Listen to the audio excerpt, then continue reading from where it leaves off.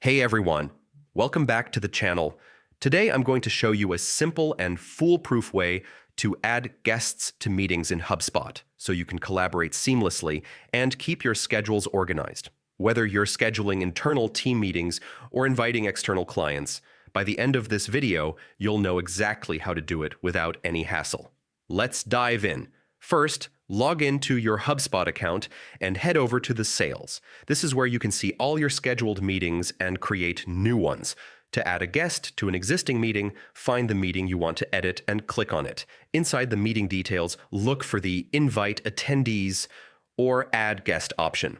Once you add the guest's email, HubSpot will automatically send them an invitation with the meeting details, including date, time, and location. If it's a virtual meeting, the platform can even include your video conferencing link directly.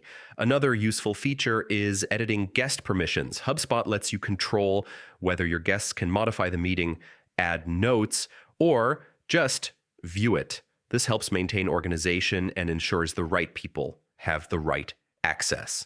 After adding your guests and reviewing the details, click Save or Send, and your invitations are sent instantly. That's it.